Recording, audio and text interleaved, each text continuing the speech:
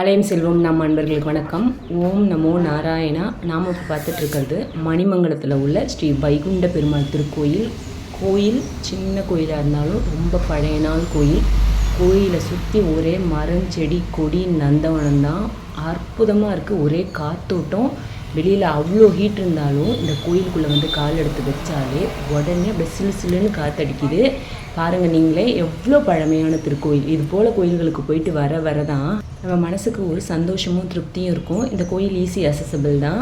நீங்கள் தாம்பரத்துலேருந்து போகிறவங்களா இருந்தால் Manimangalam bus stop இறங்கிடுங்க. இறங்கின கொஞ்சம் தூரத்துலேயே இந்த கோயில் இருக்குது. இந்த இடத்துல மணிமங்கலத்தில் இறங்குனீங்கன்னா நிறைய கோயில் இருக்குது. அதில் நீங்கள் வந்து வைகுண்ட பெருமாள் கோயில் பார்க்கலாம். பக்கத்துலேயே கைலாசநகர் கோயில் இருக்குது.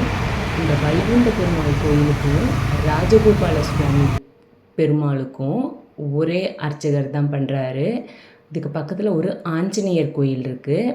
அதுக்கப்புறம் வந்து தார்மேஸ்வரம் இருக்குது இல்லையா, அந்த கோயிலும் இங்கே பக்கத்தில் தான் இருக்குது. இந்த ஒரு இடத்துல இறங்கினா இத்தனை கோயில்களையும் நம்மளால் பார்த்துட முடியும். இங்கே மணிமங்கலத்தில் உள்ள கோயில் எல்லாமே கொஞ்சம் லேட்டாக தாங்க திறக்கிறாங்க.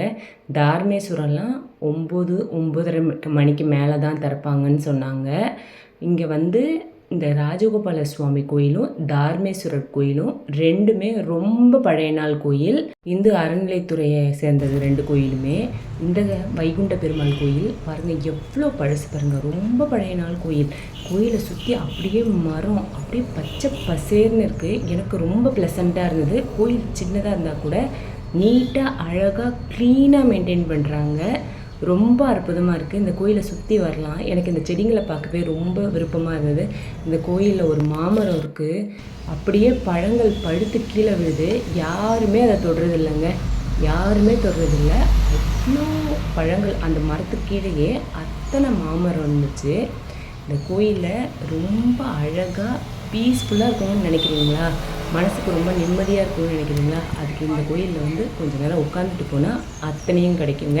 இந்த கோயிலேருந்து கொஞ்சம் தூரம் மணிமங்கலம் போலீஸ் ஸ்டேஷன் தாண்டின உடனேயே உங்களுக்கு வந்து ஆஞ்சநேயர் கோயில் வருது. அந்த ஆஞ்சநேயர் கோயிலேருந்து ஸ்ட்ரெயிட்டாக போனீங்கனாலே உங்களுக்கு ராஜகோபால சுவாமி கோயில் வருது. இதுதான் ராஜகோபால சுவாமி. ஓம் நமோ நாராயணா. அற்புதமாக இருக்குது. அப்படியே பல்லவ காலத்து கோயில் இது. அப்படியே கற்கள் அப்படியே கருங்கல்லால் இருக்குது இந்த கோயில். பார்த்து செதுக்கியிருக்காங்க. இந்த கோயில் ரொம்ப பெருசு. இந்த கோயிலுக்கு வர அர்ச்சகர் தான் அந்த கோயிலுக்கும் பண்ணுறாரு. அதனால் இந்த கோயிலில் நேரமாக பண்ணிவிட்டு அந்த கோயில் போகிறாரு.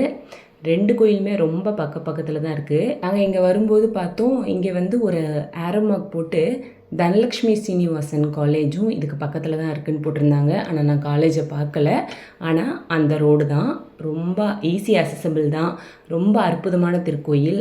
உங்களுக்கு தாம்பரத்துலேருந்து வெறும் 8 கிலோமீட்டர் தான். நிச்சயம் எல்லோரும் வந்துட்டு போங்க. நல்லதே நடக்கும். நன்றி, வணக்கம்.